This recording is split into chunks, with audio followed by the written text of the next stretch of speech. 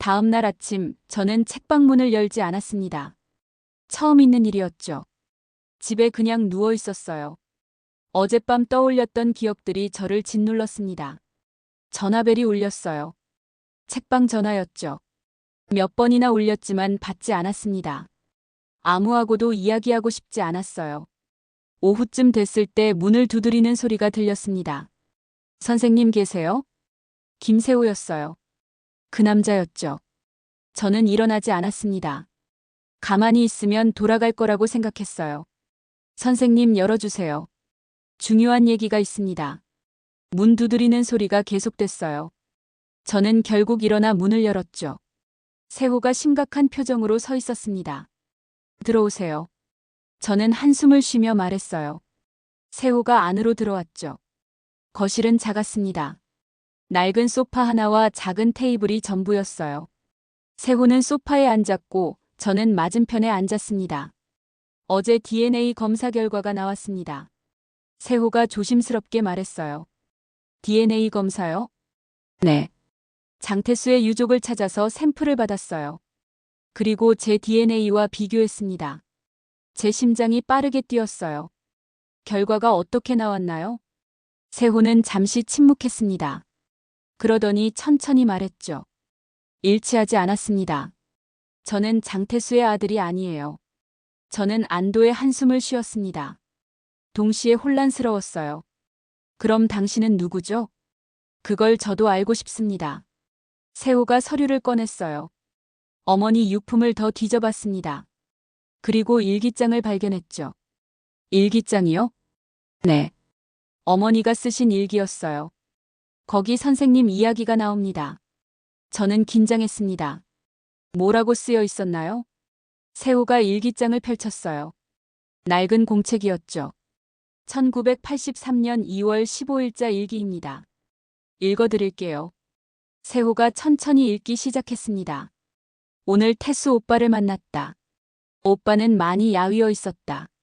뉴욕 생활이 힘들다고 했다. 나는 물었다. 정미경이란 여자는 어떻게 됐냐고. 오빠는 대답하지 않았다. 그냥 미안하다고만 했다. 제 가슴이 아팠습니다. 세호가 계속 읽었어요. 나는 화가 났다. 오빠가 그 여자 때문에 나를 버렸다는 게. 하지만 오빠는 이미 그 여자도 떠난 것 같았다. 연락을 끊었다고 했다. 편지도 보내지 않는다고. 거짓말이에요. 제가 끼어들었죠. 저는 편지를 보냈어요. 여러 번 보냈습니다. 세호가 고개를 끄덕였어요. 그렇겠죠. 하지만 어머니 일기에는 다르게 쓰여 있어요. 세호가 다른 페이지를 펼쳤습니다. 1983년 3월 1일자예요. 오늘 태수 오빠한테서 편지가 왔다. 정미경한테 온 편지였다. 주소가 우리 집으로 돼 있었다. 오빠가 실수로 잘못 쓴 것 같다. 나는 그 편지를 뜯어봤다. 저는 숨이 멎는 것 같았어요. 편지에는 미안하다는 말뿐이었다. 책임을 질 수 없다고. 새 인생을 살라고. 나는 그 편지를 찢어버렸다. 정미경한테 전달하지 않았다. 그럴 리가 없어요. 저는 고개를 저었습니다. 태수는 그런 사람이 아니에요. 하지만 어머니 일기에는 그렇게 쓰여 있습니다. 세호의 목소리가 조심스러웠어요. 어머니는 오빠를 사랑했어요. 질투했죠. 그래서 선생님과 오빠 사이를 갈라놓으려고 했던 것 같습니다. 저는 눈을 감았어요. 온몸이 떨렸습니다. 그럼 제가 보낸 편지들은요? 그것도 일기에 나와요. 어머니가 모두 가로챘다고 합니다. 오빠한테 전달하지 않았대요. 어떻게 그럴 수가. 어머니도 후회했던 것 같습니다. 나중 일기를 보면 자책하는 내용이 많아요. 세호가 또 다른 페이지를 보여줬습니다. 1984년 5월 10일자예요. 태수 오빠가 죽었다. 자살이라고 한다. 나는 충격을 받았다. 내가 오빠를 죽인 것 같다. 편지들을 숨긴 것 때문에. 오빠와 정미경 사이를 갈라놓은 것 때문에. 저는 울음이 터져나왔습니다. 참을 수가 없었어요. 태수는 저를 버리지 않았던 거예요. 제 편지를 받지 못했던 거죠. 그리고 혼자 괴로워하다가 스스로 목숨을 끊은 겁니다. 선생님, 세호가 조심스럽게 불렀어요. 괜찮으세요? 저는 고개를 저었습니다. 괜찮을 리가 없었죠. 어머니 일기에는 또 다른 내용도 있습니다. 세호가 말했어요. 선생님이 아이를 낳았다는 내용이요. 저는 세호를 바라봤습니다. 어머니가 알고 있었어요. 선생님이 태수 오빠의 아이를 임신했다는 걸요. 어떻게 알았죠? 몰래 조사했다고 합니다. 그리고 그 아이가 입양됐다는 것도 알았어요. 그래서요? 어머니는 그 아이를 찾으려고 했습니다. 하지만 찾을 수 없었대요. 입양 기록이 비공개였으니까요. 세호가 한숨을 쉬었습니다. 그래서 어머니는 다른 아이를 입양했어요. 바로 저죠. 당신을요? 네. 어머니는 태수 오빠한테 미안한 마음에 아이를 키우기로 했답니다. 태수 오빠의 아이는 아니지만 대신 다른 아이를 키우면서 속죄하려고 했던 거죠. 저는 복잡한 감정이 들었어요. 소연이 그런 사람이었다니. 질투심 때문에 우리를 갈라놓았지만 평생 죄책감에 시달렸던 거군요. 어머니는 돌아가시기 전에 저한테 말씀하셨어요. 세호가 말했습니다. 정미경이란 사람을 찾아가라고. 사진을 돌려주고 진실을 말해주라고. 그래서 찾아온 거군요. 네. 세호가 고개를 끄덕였어요. 어머니는 선생님한테 용서를 구하고 싶어 하셨습니다. 저는 한참 아무 말도 하지 않았어요. 용서라. 그게 가능할까요? 40년이 넘는 시간을 혼자 괴로워했는데. 태수가 저를 버렸다고 믿으며 살았는데. 하지만 소연도 괴로웠겠죠. 사랑하는 사람이 다른 사람을 선택했으니까요. 그리고 그 사람이 죽었으니까요. 선생님. 세호가 다시 불렀어요. 한 가지 더 여쭤보고 싶은 게 있습니다. 뭔가요? 선생님이 낳은 아이는 어떻게 됐나요? 정말 모르시나요?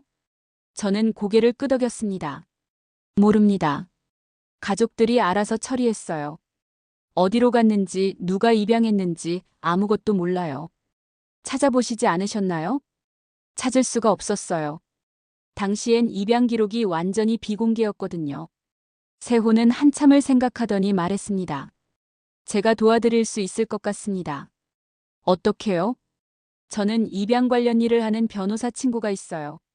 그 친구한테 부탁하면 뭔가 실마리를 찾을 수 있을지도 몰라요. 저는 망설였습니다. 정말 찾고 싶은 걸까요? 아니면 그냥 모르는 채로 사는 게 나을까요? 하지만 세호의 눈빛을 보니 거절할 수가 없었어요.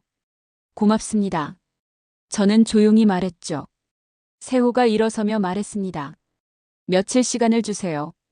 알아보고 연락드릴게요. 네. 세호가 나갔습니다. 저는 혼자 남았죠. 창문 밖을 바라봤어요. 바다가 보였습니다. 파도가 밀려왔다가 빠져나갔죠. 태수는 저를 사랑했어요. 끝까지 사랑했던 거예요. 그 사실을 이제야 알게 됐습니다. 너무 늦었지만요. 일주일이 지났습니다. 세호한테서 연락이 왔어요. 만나자고 했죠. 서울로 올라와 달라고 했습니다. 저는 오랜만에 서울행 기차를 탔어요. 강릉을 떠나본 지 몇 년 만인지 모르겠더군요. 기차 안에서 계속 긴장했습니다. 서울역에 도착했을 때 세호가 기다리고 있었어요. 오시느라 수고하셨습니다. 괜찮아요. 그런데 무슨 일이죠? 일단 가시죠. 설명드릴 곳이 있습니다. 세호가 택시를 잡았어요. 우리는 강남 쪽으로 향했죠. 어디 가는 거예요? 선생님 동생분 병원이요. 저는 깜짝 놀랐습니다. 윤경이 병원이요?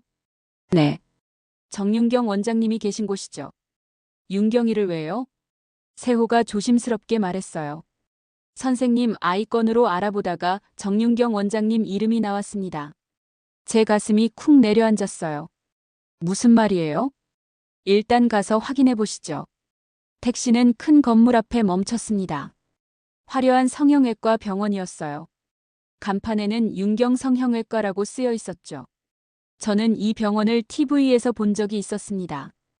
연예인들이 많이 온다는 유명한 곳이었어요. 윤경이가 이렇게 성공했다는 건 알고 있었지만 직접 보니 실감이 났죠. 들어가시죠. 세호가 앞장섰습니다. 저는 따라갔어요. 병원 로비는 고급스러웠어요. 대리석 바닥에 샹들리에가 걸려 있었죠. 직원들은 모두 단정한 유니폼을 입고 있었습니다. 정윤경 원장님 만나러 왔습니다. 세호가 접수처에 말했어요. 예약하셨나요? 네, 김세호입니다. 직원이 확인하더니 고개를 끄덕였습니다. 3층으로 올라가세요. 원장님 사무실이에요. 우리는 엘리베이터를 탔습니다. 3층에 내려서 복도를 걸었죠. 끝에 큰 문이 있었어요. 원장실이라고 쓰여 있었습니다. 세호가 문을 두드렸어요. 들어오세요. 익숙한 목소리였습니다. 윤경이었어요. 문을 열고 들어갔죠. 넓은 사무실이었습니다. 커다란 책상 뒤에 윤경이가 앉아 있었어요. 윤경이는 저를 보고 놀란 표정을 지었습니다. 언니. 윤경아. 저는 떨리는 목소리로 말했어요. 윤경이는 천천히 일어났습니다. 60살이 됐지만 여전히 젊어 보였어요. 잘 관리한 피부에 세련된 옷차림이었죠. 어떻게 여기를? 제가 모셔왔습니다. 세호가 말했어요. 윤경이가 세호를 바라봤습니다. 세호 씨, 이게 무슨 일이죠? 원장님께 여쭤볼 게 있습니다. 세호가 서류를 꺼냈어요. 1983년 겨울 정미경 선생님이 낳은 아이에 대해서요. 윤경이의 얼굴이 굳어졌습니다. 그게 무슨 말이에요? 아시잖아요. 언니가 낳은 아이 말이에요. 제가 끼어들었죠. 윤경이가 저를 바라봤습니다. 언니, 그건 옛날 일이잖아요. 왜 지금 다시 꺼내는 거예요? 어디 갔어? 내 아이가 어디 갔냐고. 제 목소리가 떨렸습니다. 윤경이는 한숨을 쉬었어요. 입양 보냈다고 했잖아요. 어디로? 누가 데려갔어? 그건 나도 몰라요. 거짓말하지 마. 제가 다가갔습니다. 윤경이는 뒤로 물러섰어요. 정말 몰라요, 언니. 당시 아버지가 알아서 하셨어요. 나는 그냥 거들었을 뿐이에요. 넌 알고 있어. 분명히 알고 있을 거야. 세호가 끼어들었습니다. 원장님, 이 서류를 보세요. 세호가 서류를 책상 위에 놓았어요. 윤경이가 서류를 내려다봤습니다. 이게 뭐예요? 재단 등록 서류입니다. 1985년에 만들어진 태수문화재단이죠. 설립자는 장태수의 부모님이고 현재 이사장은 정윤경 원장님이시더군요. 윤경이의 얼굴이 창백해졌어요. 그게 나랑 무슨 상관이에요? 재단 설립 취지를 보니 불우한 어린이 지원이라고 돼 있습니다. 그리고 첫 번째 수혜자 명단을 보니 1983년생 남자아이가 있더군요. 이름은 비공개지만요. 저는 숨이 멎는 것 같았어요. 설마. 네. 제 생각에는 그 아이가 선생님의 아들일 가능성이 높습니다. 윤경이가 소파에 주저앉았습니다. 어떻게 알아냈어요? 재단 관련 자료를 뒤지다가 발견했죠. 원장님이 이사장으로 계시길래 이상했어요. 장태수와 무슨 관계인지 궁금했거든요. 저는 윤경이를 똑바로 바라봤습니다. 대체 무슨 짓을 한 거야? 윤경이는 한참 침묵했어요. 그러더니 천천히 입을 열었죠. 장태수가 죽은 후 태수 부모님이 재단을 만들었어요. 태수를 기리기 위해서였죠. 그때 태수 어머니가 나한테 연락했어요. 언니 일을 알고 계셨거든요. 그래서 태수 어머니는 손자를 찾고 싶어 하셨어요. 하지만 입양간 아이를 찾을 방법이 없었죠. 그래서 제안하셨어요. 재단에서 그 아이를 지원하자고. 어떻게 찾았어? 아버지한테 물어봤어요. 처음엔 말씀 안 하시려고 했지만 결국 말씀하셨죠. 서울에 사는 부부한테 입양됐다고. 저는 무릎이 꺾이는 것 같았어요. 세호가 저를 부축했습니다. 그 아이는 어떻게 됐어요? 세호가 물었죠. 윤경이가 고개를 저었습니다. 재단에서 학비를 지원했어요. 대학까지요. 하지만 직접 만난 적은 없어요.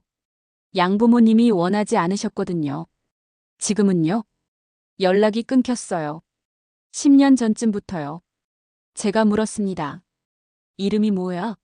내 아들 이름이 뭐냐고. 윤경이는 잠시 망설이더니 대답했어요. 박준혁이에요. 양부모 성을 따라서 박씨가 됐죠. 박준혁. 제 아들의 이름이었습니다. 40년 만에 처음 알게 된 이름 제시독학의 속편집이었어요. 어디 사는지 알아? 마지막으로 알던 주소는 있어요. 하지만 지금도 거기 사는지는 모르겠어요. 윤경이가 서랍을 열었습니다. 낡은 파일을 꺼내더니 한 장을 뽑아줬죠. 이게 당시 기록이에요. 저는 떨리는 손으로 종이를 받았습니다. 거기엔 주소와 전화번호가 적혀 있었어요. 왜 이제야 말해주는 거야? 제 목소리가 떨렸습니다. 언니가 알고 싶어 하지 않을 줄 알았어요. 무슨 소리야? 내 아이인데. 언니는 강릉으로 내려가서 조용히 살고 있었잖아요. 과거를 잊으려고 하는 것 같았어요. 그래서 괜히 말하면 상처만 될 것 같았죠. 저는 웃음이 나왔습니다. 비웃음이었어요. 넌 나를 생각한 게 아니야. 너 자신을 생각한 거지. 윤경이가 고개를 들었어요. 무슨 말이에요? 재단 이사장 자리가 좋았던 거잖아. 태수 부모님한테서 받은 돈도 좋았고, 그걸 지키고 싶었던 거지. 윤경이는 대답하지 않았습니다. 하지만 표정이 그걸 인정하고 있었어요. 세호가 끼어들었습니다. 원장님, 재단 재산은 지금 어떻게 되고 있나요? 운영하고 있어요. 불우아동 지원하고 음악 장학금도 주고 있죠. 그런데 재단 명의로 된 건물과 예금을 보니 상당하던데요. 원장님 개인 명의로 바뀐 것들도 있고요. 윤경이의 얼굴이 붉어졌습니다. 그건 합법적으로 처리한 거예요. 재단 운영비가 필요했고, 아니면 병원 확장 자금으로 썼거나요. 세호의 목소리가 날카로웠어요. 윤경이가 벌떡 일어났습니다. 당신이 뭔데 이래요? 감히 내 일에 참견하는 거예요? 참견이 아니라 진실을 밝히는 거죠. 선생님 아들 몫이었던 돈을 횡령한 거잖아요. 횡령이라니요. 재단 설립 취지가 뭐예요? 장태수의 아들을 지원하기 위한 거였잖아요. 그런데 정작 그 아이는 대학 졸업 후 지원이 끊겼고 재산은 원장님이 관리하고 계시죠. 윤경이는 할 말이 없는 것 같았어요. 그냥 서 있기만 했습니다. 저는 천천히 말했습니다. 윤경아, 언니, 넌 내 인생을 망쳤어. 내 아이를 빼앗아갔고 진실을 숨겼어. 그리고 그걸로 돈까지 벌었지. 언니, 나는 변명하지 마. 이제 와서 변명해봤자 소용없어. 저는 돌아섰습니다. 더 이상 윤경이를 볼 수가 없었어요. 가죠. 세호한테 말했습니다. 세호가 고개를 끄덕였어요. 우리는 사무실을 나왔습니다. 뒤에서 윤경이가 불렀지만 돌아보지 않았어요. 엘리베이터를 타고 내려가는 동안 아무 말도 하지 않았습니다. 로비에 도착해서야 세호가 물었어요. 괜찮으세요? 아니요. 괜찮지 않아요. 솔직하게 대답했습니다. 하지만 이제 알았으니까요. 제 아들이 어디 있는지 찾아보실 건가요? 당연하죠. 40년을 기다렸어요. 이제는 만나야죠. 세호가 미소를 지었습니다. 도와드릴게요. 고마워요, 세호 씨.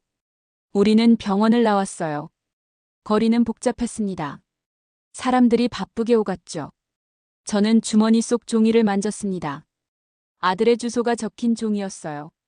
박준혁. 제 아들의 이름을 속으로 되뇌었습니다. 낯설었지만 동시에 소중했어요. 선생님. 세호가 불렀습니다. 네. 제가 변호사 친구한테 부탁해 볼게요. 박준혁 씨 현재 주소를 찾을 수 있을 거예요. 정말요? 네. 시간이 좀 걸리겠지만요. 감사합니다. 저는 진심으로 말했어요. 세호는 정말 고마운 사람이었습니다. 처음 만났을 때는 두려웠지만 이제는 믿을 수 있었어요. 이 사람이 아니었다면 저는 평생 진실을 몰랐을 겁니다. 한 가지 궁금한 게 있어요. 제가 물었죠. 뭔가요? 세호 씨는 왜 이렇게까지 도와주는 거예요? 본인하고 상관없는 일인데. 세호는 잠시 생각하더니 대답했습니다. 어머니가 돌아가시기 전에 하신 말씀이 있어요. 실수는 바로 잡아야 한다고. 잘못은 되돌려야 한다고. 그래서요?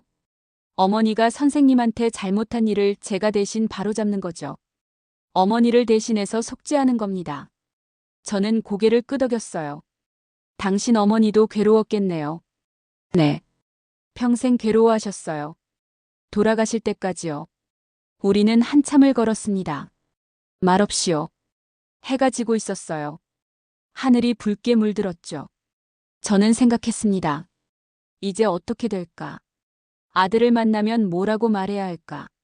나는 내 엄마야. 너를 버린 게 아니야. 빼앗긴 거야. 그렇게 말하면 이해해 줄까요? 아니면 원망할까요? 하지만 그건 나중 일이었습니다. 일단은 찾아야 했어요. 살아있는지, 어디서 무엇을 하는지 알아야 했죠. 선생님, 저기 카페 있는데 잠깐 들어가실래요?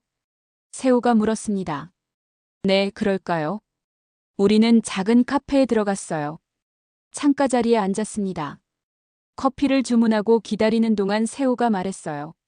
며칠 안에 연락드릴게요. 친구가 빠르게 처리해 줄 거예요. 고마워요. 그리고 선생님. 네. 준비하세요. 만남이 쉽지 않을 수도 있어요. 알아요. 저는 각오하고 있었습니다. 아들이 저를 거부할 수도 있다는 걸요. 당연한 일이었죠. 40년 동안 모르고 살았는데 갑자기 나타나서 엄마라고 하면 받아들이기 힘들 테니까요. 하지만 그래도 괜찮았어요. 적어도 살아있는지 확인하고 얼굴이라도 보고 싶었습니다. 커피가 나왔어요. 우리는 말없이 마셨죠. 창밖을 보니 사람들이 집으로 돌아가고 있었습니다. 가족에게로요. 저도 이제 가족을 찾을 수 있을까요? 40년 만에요. 다음 편에서 계속됩니다. 영상이 좋았다면 좋아요와 구독 눌러주세요.